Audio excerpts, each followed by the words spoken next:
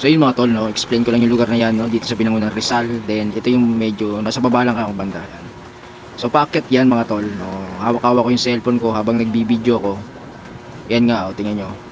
Medyo magalaw kasi hawak ko yung cellphone eh. Nasa kaliwang kamay ko yung cellphone, tapos nasa kanan naman yung manabela. So ito yung mga dadaanan mo sa baba. Dito to sa Dumsa, no, kung saan galing ako ng Angono, Rizal, no. Paakyat yan mga tol. Yan, paakyat yan. Overlooking kasi yan dyan. Kumbaga, yun yung part na yan na may matutulin umakyat. So ako hindi masyado matulin. Mabagal nga, of course, kasi may hawak nga akong cellphone. So eto, pataas na talaga to mga tol yan. Pataas na yan. Tapos nakatingin nga ako dito sa camera. Yan, yung pababa. Tapos sa taas na ako.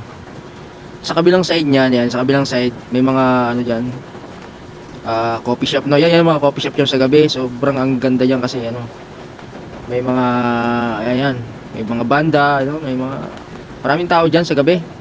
Dahil masarap, maganda tingnan yung overlooking sa kabilang side niyan. So pag galing ka sa Angono, Rizal, pwede ka rito dumaan. Ito yung pinaka shortcut nila eh, para papunta ka ng Antipolo.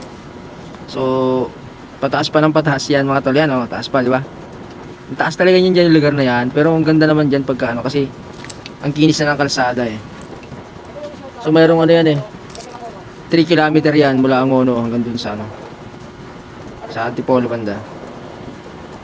So easy lang ako dyan habang nagbibideo kayo. Overlooking ngayon side yan. Malapit na natin maabot yung tuktok. Ayan, ito na nga yung tuktok, oh. Papansin nyo, pababa na ako. Ayan, pababa na yan mga tol. Tingnan nga haba ng kalsada niya na pababa yan, oh.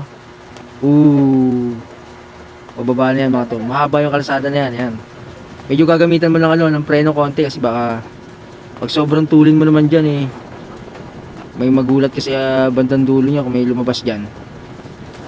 Sa gabi naman maliwanag na yan mga tol, kaso wala talagang tao kang makikita dyan sa side na yan, yan. Dahil yung bahay niya nasa ilalim area. May mga bahay din sa bandang ilalim. Yan. So tapos village na tayo ba yan, subdivision. Ito sa gawing kanan, subdivision yan, yan. Village yan, no? Oh, ha? Pilinbes. So syempre sa gabi medyo ano yan dyan, nakakatakot. Hindi ka basta-basta ano dito. Kumbaga magdadalawang isip ko pag dadaan ka eh. Maliban na lang kung talagang yan lang yung dadaanan mo, wala ka na ibang pupuntahan. Yan.